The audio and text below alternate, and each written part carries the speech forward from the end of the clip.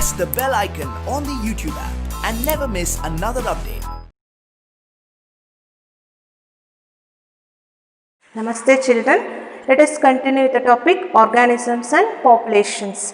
In our last class we discussed about the response of biotic factors to abiotic factors. In that we discussed regulators, conformers and partial regulators. This is external level of temperature. This is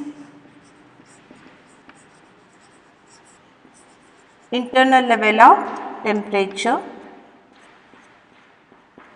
See, we discussed about three types of organisms. One is regulators. So, what are regulators? These are the organisms which are able to maintain constant internal body temperature and osmotic concentration of body fluids irrespective to any changes that occurs in external environment. They are called regulators.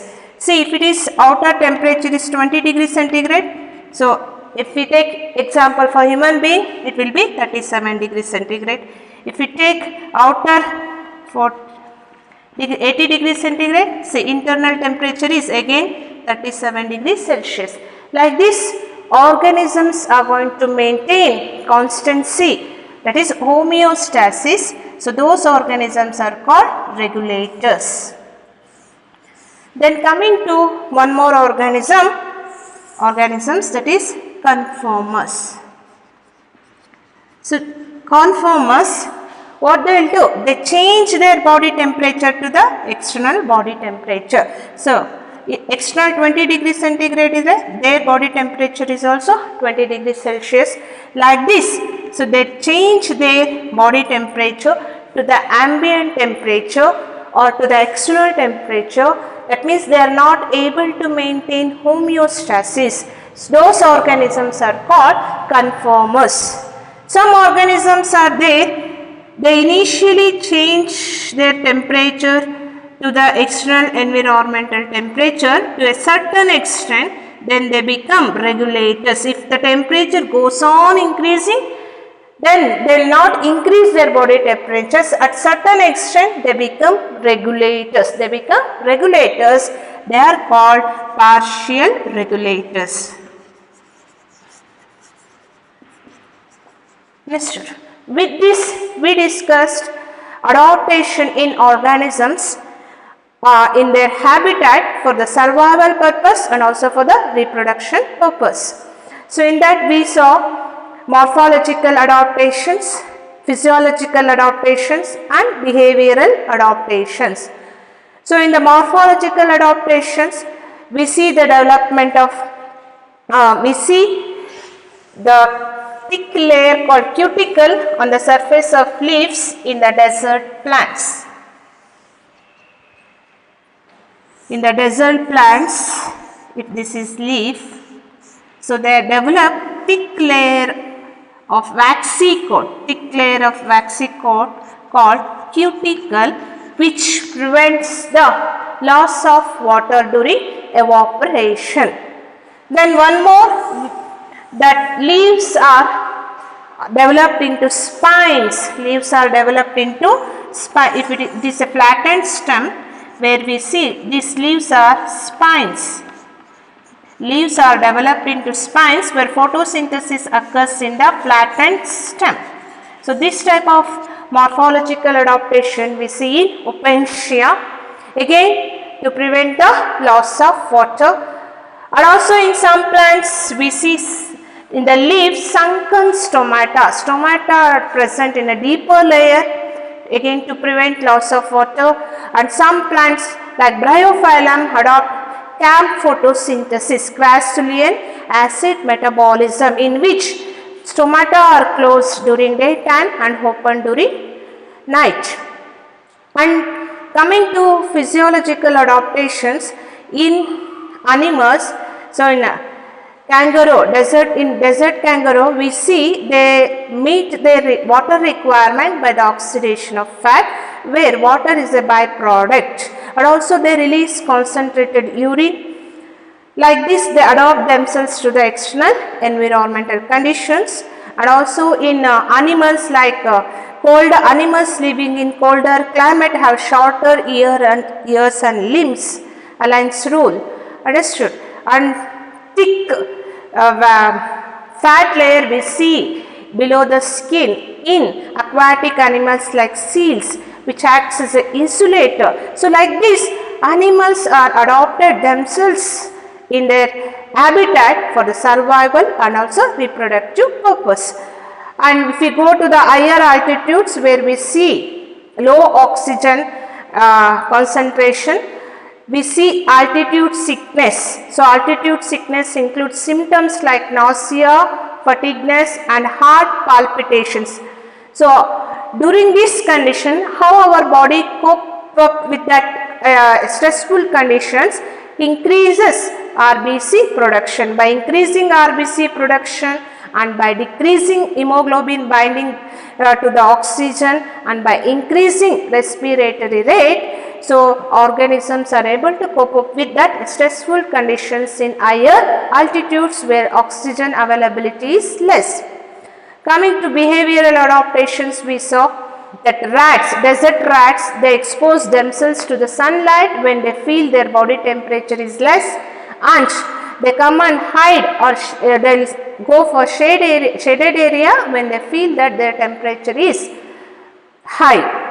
They move and expose to the sunlight when they feel that their body temperature is less and increase their body temperature. When they feel their body temperature is high, they will go and hide in a shaded area to bring down their body temperature. So these all things we discussed in our last class. Today we will discuss about populations and population attributes.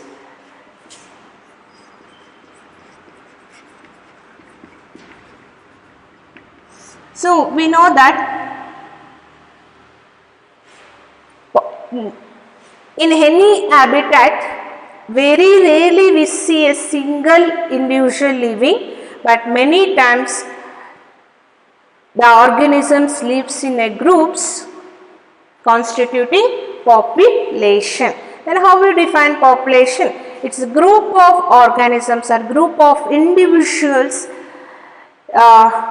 living in a particular geographical area, and they share or compete for the similar resources, and also they can interbreed themselves to increase or to give rise to the offsprings that helps to maintain their population in their habitat. So population is going to define as it is a group of individual organisms belonging to the same species that can compete or share similar resources among them, and they can interbreed to give fertile offsprings. So in a particular geographical area constitute population.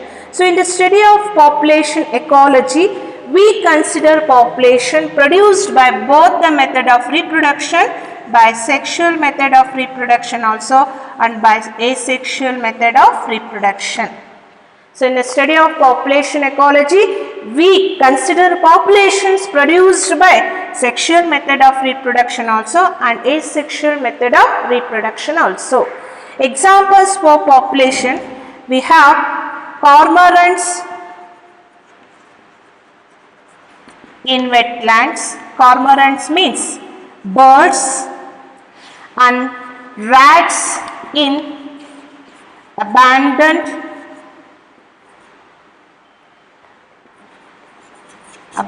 dwellings. ಅಂದರೆ ಯಾರು ಜನ ಅಲ್ಲಿ ವಾಸವಾಗಿರಲ್ಲ, ಅಲ್ಲಿ we see more number of rats. Then bacteria in culture plates,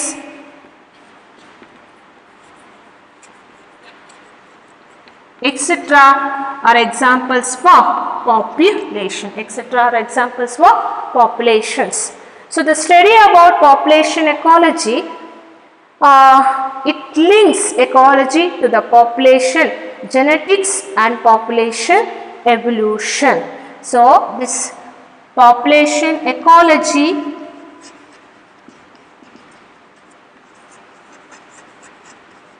study about population ecology links ecology with the population genetics and population evolution.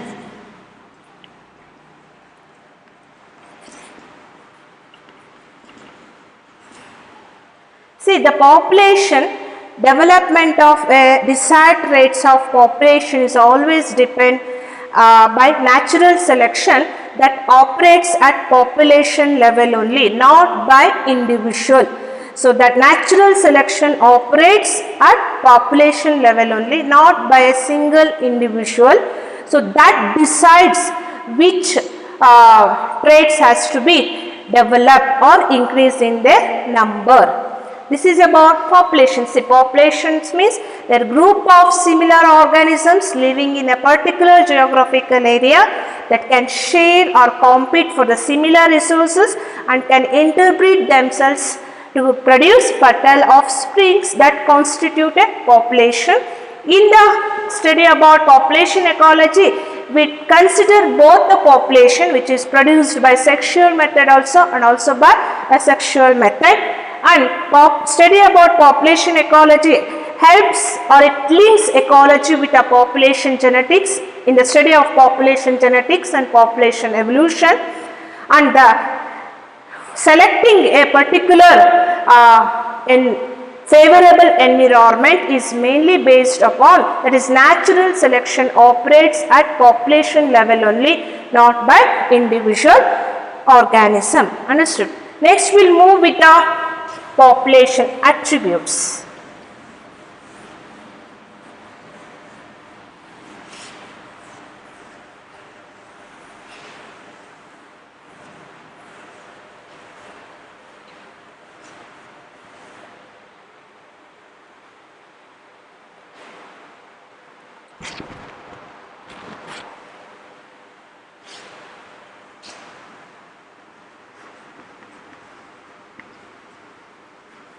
So, in the population attributes, we see birth rate,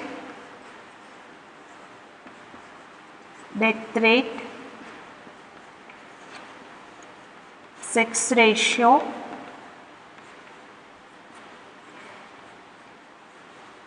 age pyramids, population size or population density.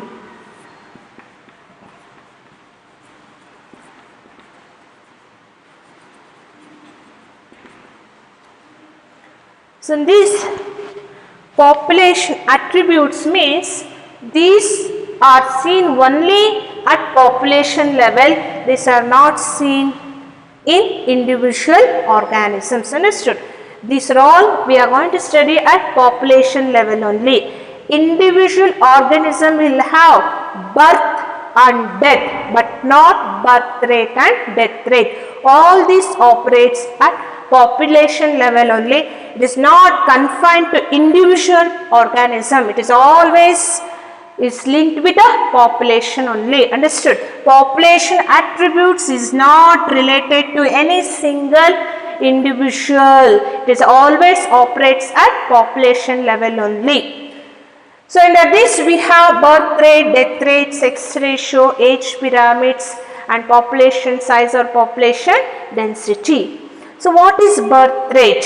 So, this birth rate and death rate are measured in rates of per capita. Is measured in rates of per capita. So, birth rate means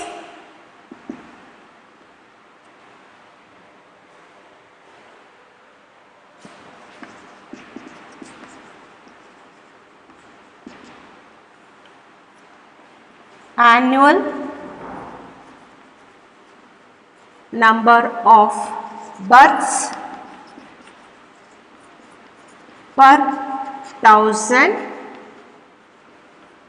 in total population. This gives birth rate. So, birth rate means annual number of births per 1000 in total population. So how we have to calculate birth rate?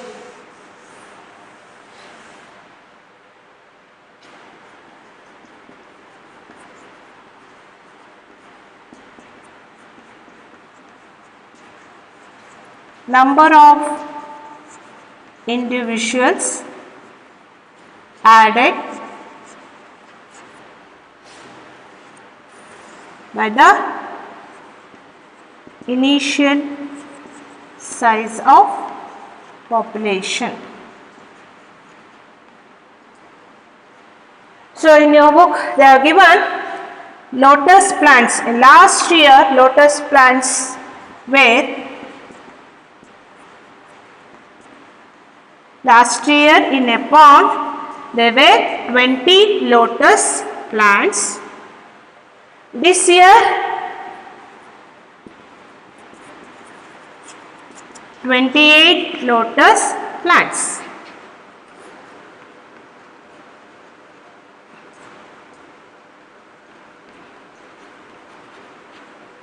Then what is the birth rate? So we have, according to this formula, last year 20 lotus plants were there in that pond, and this year 28 lotus plants. So number of individual added, how many are added? 8 are added to that initial population. So we have to take now 8. So 8 initial size, HT2 last year 20. So initial size is 20. Then we get 0.4 offsprings per lotus per year. This is how we have to calculate birth rate. Understood? Number of individuals added divided by initial size of population gives us birth rate. Then we will move with the next population attribute, that is death rate.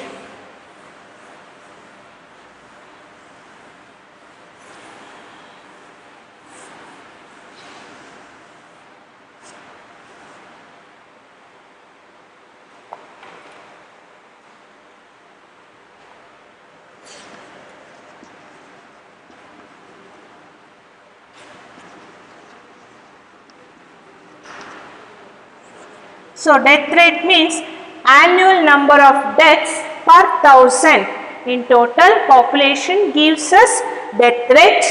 So how to measure or how to calculate death rate is again number of individuals died to the initial size of population. So, example in your book they are given that 40 fruit flies were present in a culture media in the last week. Last week, how many are there? 40 fruit flies were there in a culture medium, and this week 4 fruit flies were died.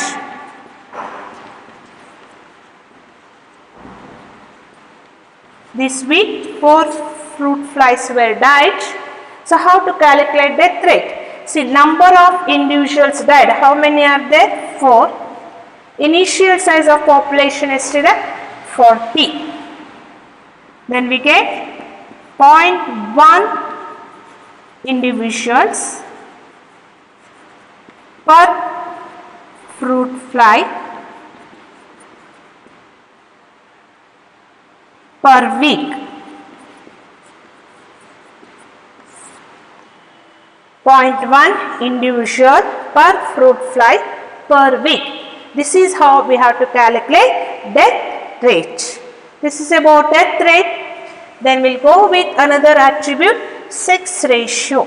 So sex ratio means in a population the individuals we get, the population contains both male and female. Populations contain both male and females. Individual may be male or female. That constitute sex ratio. Sex ratio helps to find out the ratio between males and females. In your book they are given 60% of females and 40% of males, but according to 2011 census we have 940 females per 1000 males. So according to 2011 census, 940 females were present per 1000 males. So this gives us sex ratio. So population contains organisms of both males and females. Then coming to the age pyramids.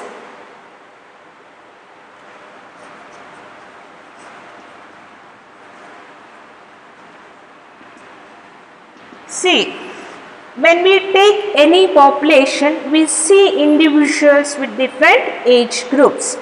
So for human beings, in humans, the human population is categorized based on 3 age groups, that is pre-reproductive,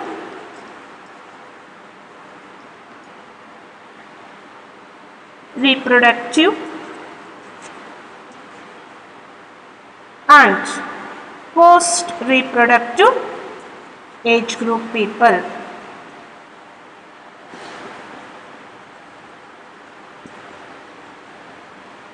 So human population is divided into 3 different age groups: pre-reproductive age group, reproductive age group and post-reproductive age group.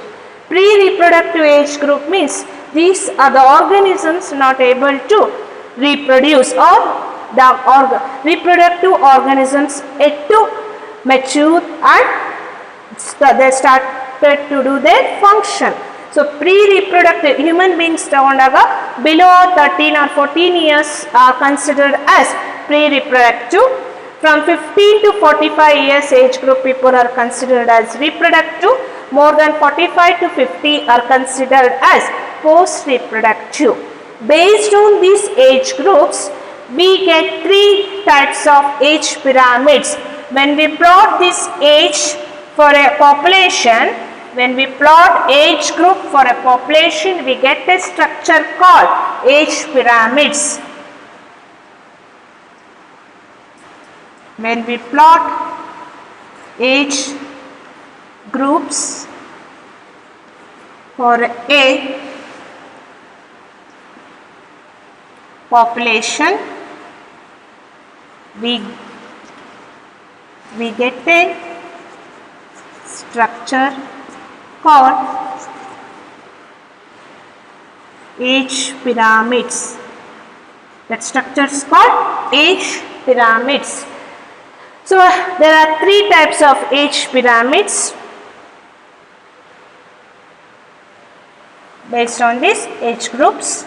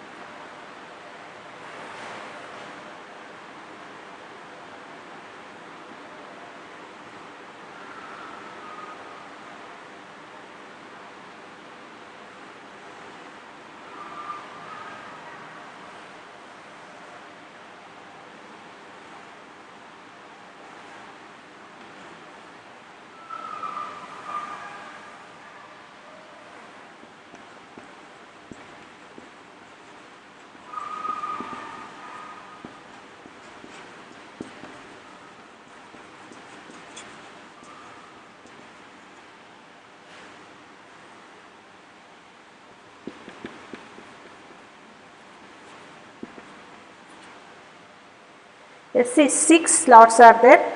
So that represents 3 different age groups.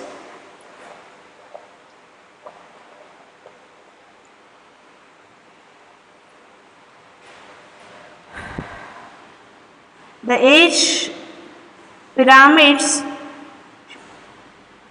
represents both males and females. It represents both males and females. That's why we put vertical line. It represents both. Age pyramids represents both males and females.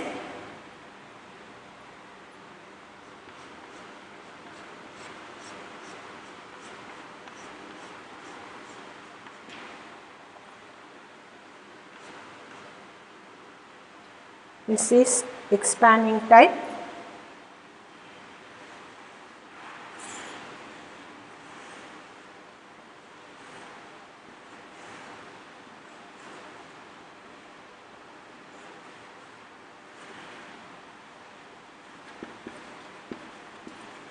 Stable.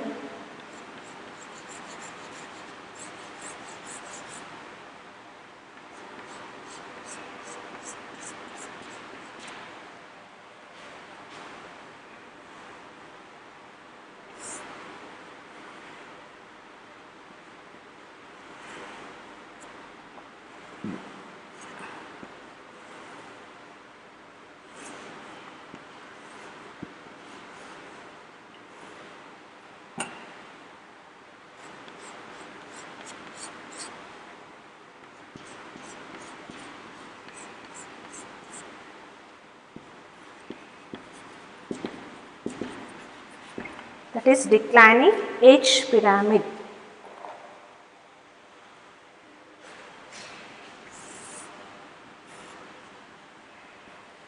So when we plot age groups, we get a when we plot age groups for population, we get a structure called age pyramids. So we have 3 types of age pyramids for human population. There is expanding type, stable type and declining type. See, in the expanding type, we see pre-reproductive or more. After some years, these pre-reproductive organisms will come for the slot reproductive. That means, see, when they come for the reproductive, see, what happens? The reproductive organisms will be more in number, so they give rise to, they are responsible for increasing population. That's why this type of age pyramid is called expanding type or growing type of age pyramid. Like in India, pre-reproductive age group, people will enter reproductive age slot after few years. Thereby, see, as the pre-reproductive age group is more, when they enter to the reproductive, see, this much is increasing. So that means this type of age pyramids is responsible for increasing population. Understood? Then coming to the stable, where you see reproductive age group will enter into the post-reproductive, but same number of people will enter into the from pre-reproductive to reproductive. So, reproductive ಎಷ್ಟು ಜನ ಇರ್ತಾರೋ that people will enter into post reproductive, but the same number ಯಾಕೆಂದ್ರೆ ಇಲ್ಲಿ pre-reproductive and reproductive is same. So, same number of people will enter from the pre-reproductive to reproductive. ಹಾಗಾಗಿ ಇಲ್ಲಿ population size ಏನಾಗಿರುತ್ತೆ zero growth means the population size will be stable. That type of age pyramid is represented by this, that is stable type of age pyramid.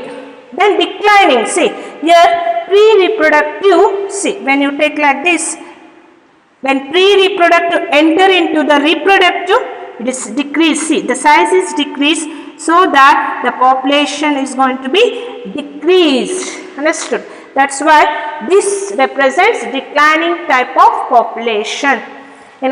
In expanding type of population, pre-reproductive is more when compared to reproductive, because post-reproductive is not count for the population size. We consider only pre-reproductive and reproductive. So here pre-reproductive is more when compared to reproductive.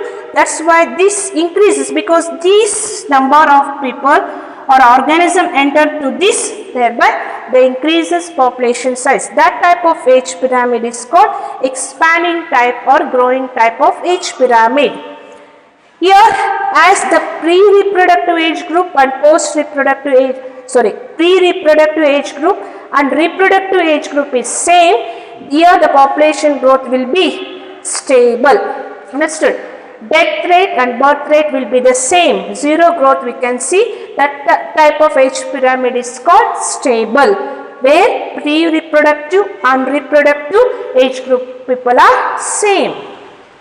In declining, pre-reproductive age group are less when compared to reproductive age group. When these people will enter to this slot, that decreases the population size. That is that type of age pyramid is called declining type of age pyramid. This type we can see in countries like in Japan. So India as the population is increasing, our government will give incentives for what? To decrease population. If the couple adopt a single baby, one norm child, the government will give incentive to bring down our population. If the country is having declining type of population, that country will give incentives for the couple or for a large family. If they have 2 or 3 children, for them they want to give incentives because they have to maintain constancy in their population. To increase their population size, they will give increment for a couple who is going to have more than 2 or 3 children. But illenagate expanding type alli they will give incentives for a couple who will go for one norm child. Like this, they decide the increase or decrease in population size based on these age pyramids. Understood? Then coming to this, see, this type of expanding type of age pyramids is triangular shape. It is triangular shape. So this gives us triangle shape. So expanding type of age pyramids is nothing. It is also that we get like triangular shape. Then stable, it is bell shaped. See, like this. The structure what we get from the stable type, that is also called bell shaped structure. Whereas in declining, you see urn shaped. This is bell shaped.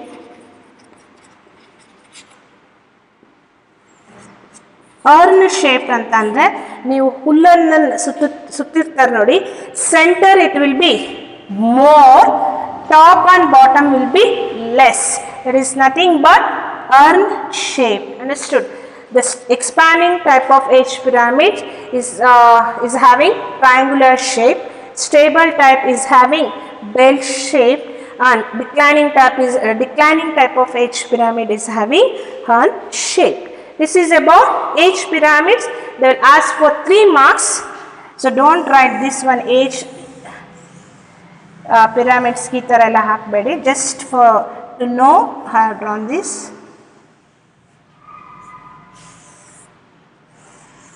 Competitive, they may ask unshape of age pyramid is seen in declining. Adella nodkobeku.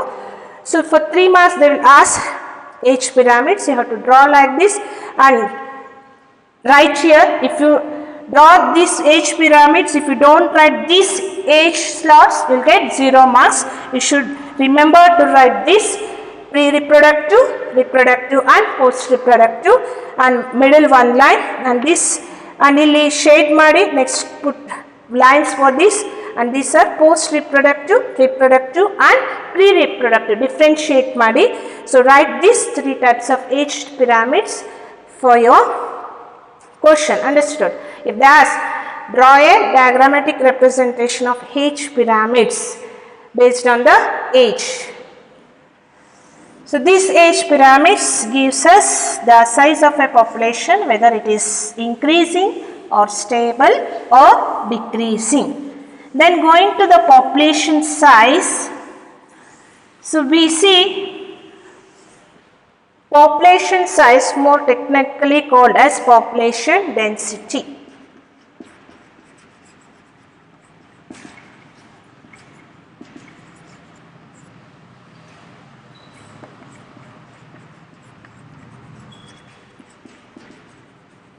Which is denoted by N. Usually, by taking the count of population size, we'll go with number of individuals. We'll take count of number of individuals. So, number of individuals may be less, like less than 10 Siberian cranes in wetland in Bharatpur, or the number of individuals will increase more than millions, like Chlamydomonas in ponds or bacteria in culture plate. So that gives number of individuals. But if you go with the banyan tree, if single banyan tree occupying large area with a large canopy and 200 Parthenium plants. So this is banyan tree, single banyan tree, and these are 200 Parthenium plants. So when we count the number of Parthenium will be more, but number of banyan tree is less. So that time counting the number is meaningless. During that time counting the number is meaningless, because the economical benefit what we get from banyan tree is more when compared to Parthenium. So in this type of condition, we'll go with biomass. We'll go with biomass or percent cover. We'll go with biomass or percent cover. And population size or density can be calculated by relative density also. Many of the population ecologists will refer relative densities when compared to absolute density. What is that? Absolute density means number of individuals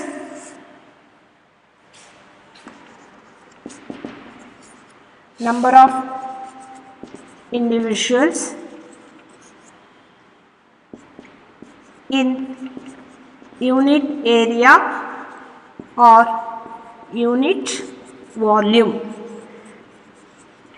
Absolute density means number of individual in unit area, unit volume. That means they'll count the number of individual organisms living that particular area or in particular volume. Relative density means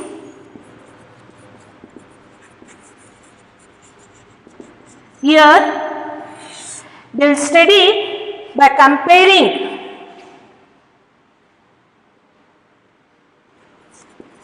density of one species is studied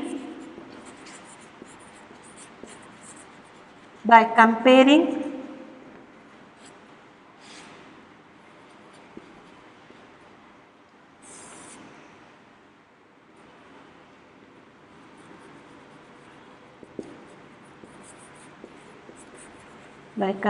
relative density of other species. So, absolute density means number of individuals present in unit area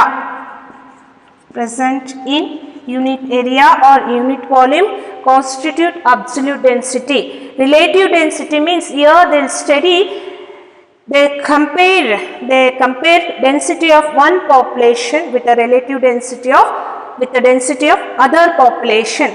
By that they want to study the population size. It is called relative density.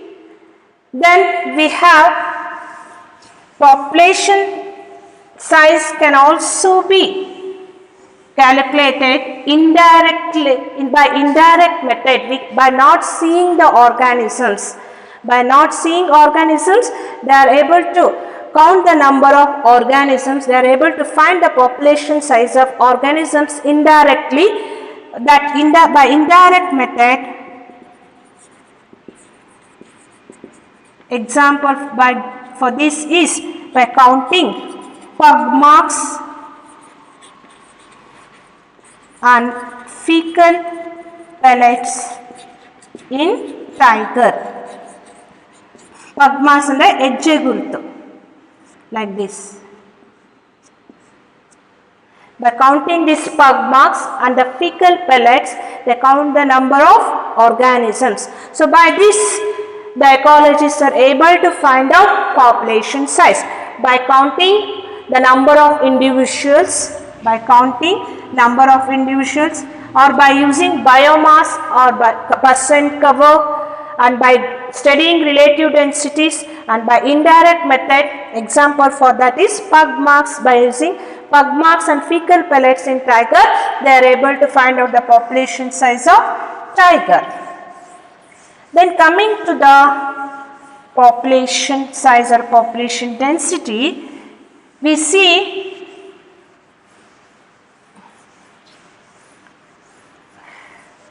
four factors which are responsible for the increase or decrease of population size. So the population is not a static parameter.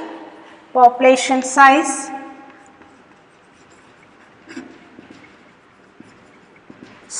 or population density is not a static parameter. What is static parameter? That means it will not remain constancy, it keep on changing. The population size depends upon the availability of food, and also the number of predators, and also the external environment, climatic conditions. So like this, so many factors influence the population size. In that, four factors are there that are very important to decide the population size, whether it is increasing population or decreasing population.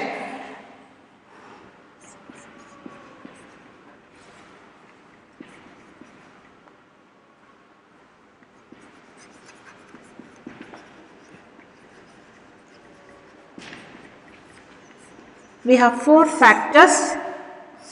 One is natality.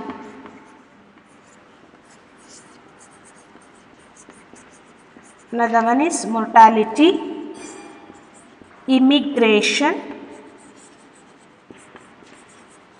and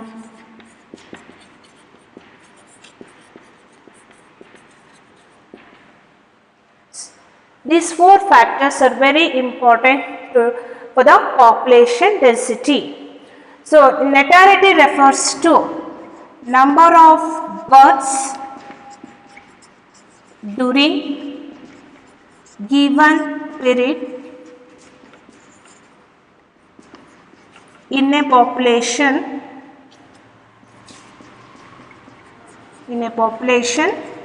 that are added to initial population.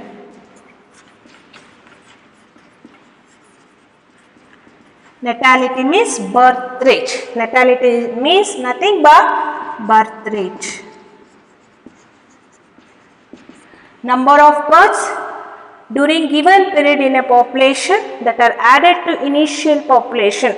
Now birth rate calculate ಮಾಡುವಾಗ number of lotus plants.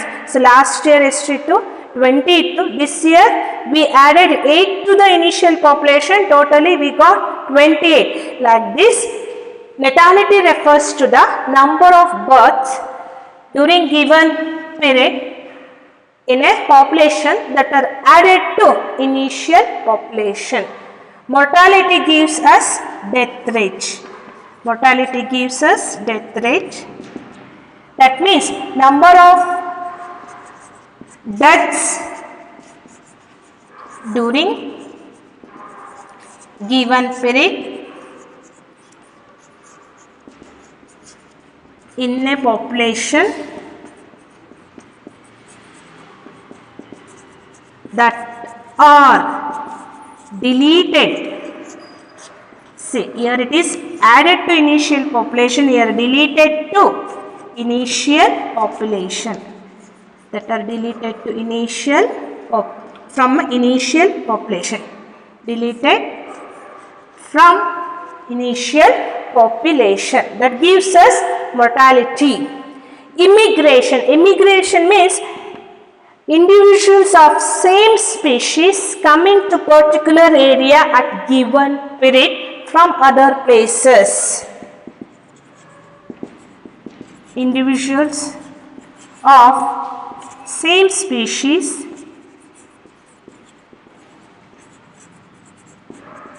coming to a habitat during given period also considered.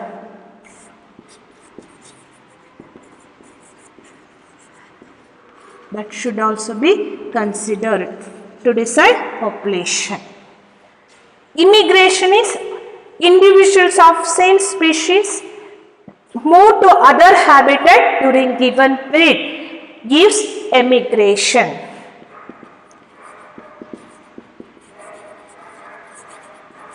Individuals of same species left, this is coming, this is left to other habitats or other area during given period, also considered. Suppose immigration, we have hostel students, they have come from other different places. So now we have population, Davangere population study ಮಾಡ್ತಾ ಇದೀವಿ ಅಂದಾಗ we have to consider the students who are all staying in hostel. So our time being ಅಷ್ಟೇ ಇರ್ತಾರೆ, after finishing their education again they will move to their places. So but we have to consider those persons also, those individuals also. So individuals of same species coming to habitat during given period is also considered. Emigration means left. ಇವಾಗ ದಾವಣಗೆರೆಯಿಂದ ಬೇರೆ ಊರುಗಳಿಗೆಲ್ಲ ಹೋಗಿರ್ತಾರೆ for study purpose or for work purpose, that also we have to consider. Individuals of same species left habitat during given period also considered. So these four factors are very important to decide the population size or population density. So next we'll see schematic representation or diagrammatic representation of population density.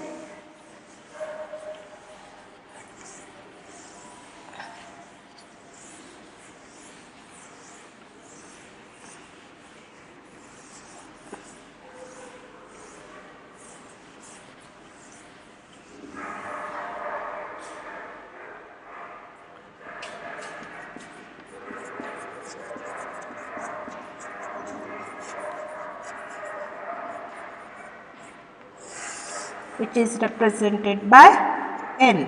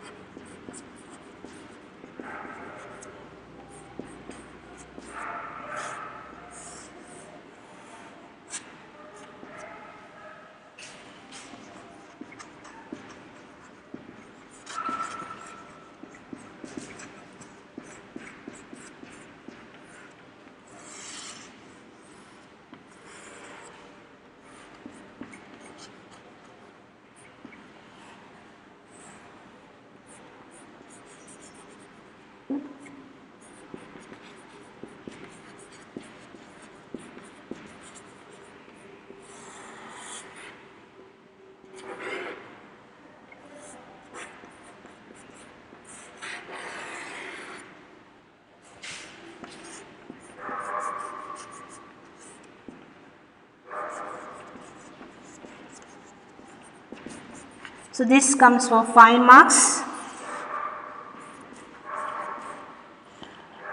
Understood? Diagrammatic representation of population density. While drawing this, see, immigration, it is going to increase population because the number of individuals are added to the initial population. That's why plus. And natality, birth rate, So natality also increases population size. That's why that should be denoted by plus an arrow mark. They are going to increase the population size. Whereas emigration, in the emigration, people are moving from that habitat. That means that here the population size is decreasing due to immigration. That's why it is denoted by minus. And mortality, death rate also decreases population size. That's why minus. So while drawing this, you have to remember immigration towards population density, and it should be plus because it is increasing population size. Natality, birth rate increases population size, again here plus. Whereas emigration decreases population size, that is minus. Mortality, death rate decreases population, that is minus. So population density at time is denoted by T. Population density at given time is denoted by T. That is N, population density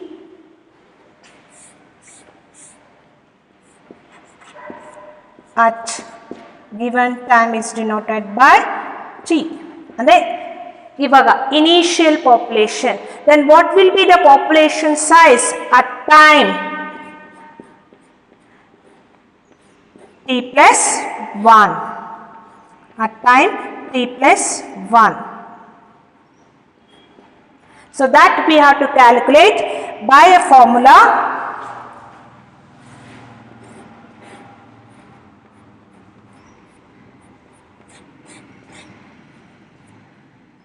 Plus,